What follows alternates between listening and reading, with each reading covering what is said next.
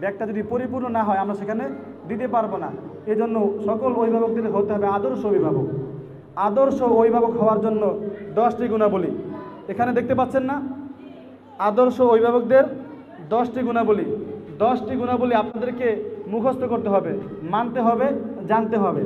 আমরা অনেক সময় ভুল করে সন্তানদের প্রতি আমরা অবিচার করি, ভালোবাসতে গিয়ে সন্তানদেরকে আমরা জীবন নষ্ট করে ফেলি। আমি সন্তানকে ভালোবাসি, প্রতিটা পিতামাতা সন্তানকে ভালোবাসে, প্রত্যেকটা পিতামাতা সন্তানকে ভালোবাসে। কী পরিমাণ ভালোবাসে, সীমাহীন ভালোবাসা আপনার আছে। এখন ভালোবাসার ব্যক্তি যদি কোনো কিছু চায় আমরা দেই না?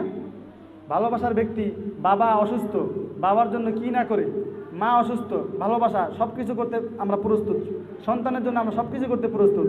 আপনি যদি কারো থেকে কোনো কিছু পেতে চান আপনাকে কিছু দিতে হবে, তো আপনার দেওয়াটা সে জানতে হবে যে আমাকে সে কিছু দিচ্ছে। আপনি যে সন্তানকে ভালোবাসেন এটা সন্তানকে জানাতে হবে। সন্তানকে আপনি কেমন ভালোবাসেন, আপনি সন্তান থেকে কি আশা করেন এটা সন্তানকে আপনাকে জানাইতে হবে। সন্তানকে বোঝাতে হবে যে আমি তোমার থেকে এই আশা করি, তোমার জন্য এই কষ্ট করেছি, তো আমি তোমাকে ভালোবাসি, তুমি ইত্যাদি ইত্যাদি। ওকে বোঝানো যে আপনার প্রতি ওর যথেষ্ট আন্তরিকতা আছে।